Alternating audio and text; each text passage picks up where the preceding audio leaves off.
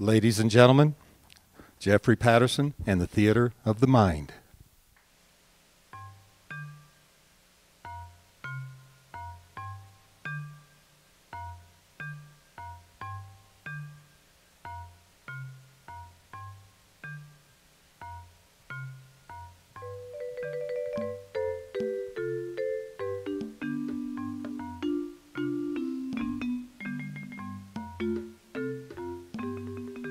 I was sitting in a bar on the South Sea Island, somewhere down near the equator.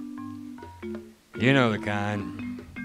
One of those cheap gin mills with a fan in the ceiling and beads for a door and some clown sitting over in the corner staring at the tabletop. It was a sultry morning in the tropics and it was already hot. Suddenly the beads parted and a broad walked in. Ah, a broad. She was the most classically beautiful woman I'd ever seen in my life.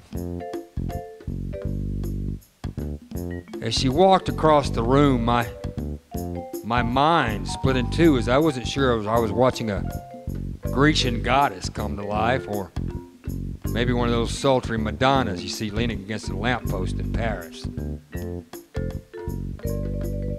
When she got to the other side of the room, she pulled out a chair and sat down and started playing that cello.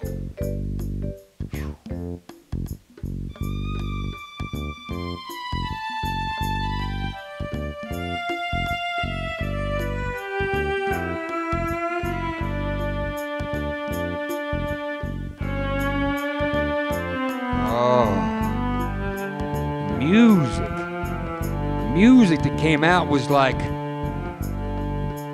velvet covered diamonds.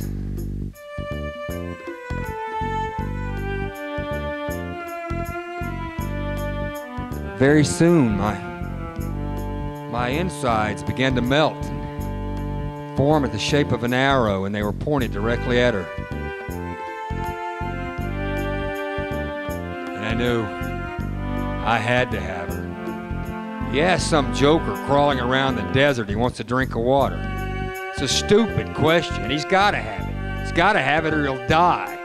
Well, that's how I felt about her, but wasn't sure how I was going to go about it. She seemed so cool and pristine, like an ice princess.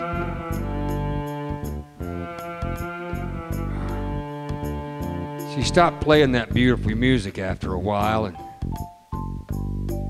picked up her cello and headed for the beads. Just before she went out, she turned and threw me a glance that made my eyebrows go up in smoke. Needless to say, it was a hot look. When I caught up with her, she was laying on the beach with a hat over her head. I reached over and picked up the hat. I was going to bend over to gently kiss her, and she rolled me over like a tiger sitting down to lunch and sat down on me. I wasn't sure if I was happy or scared or both.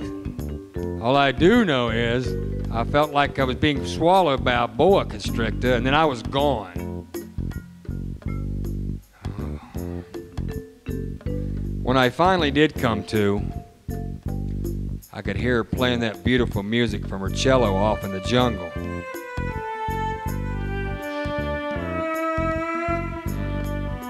I just started laughing at the sun.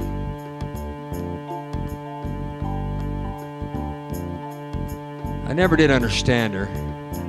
Thought I understood the fire in her because I'm like that, but I never understood the icy distance she could throw between us for just a word. I won't say that I love her.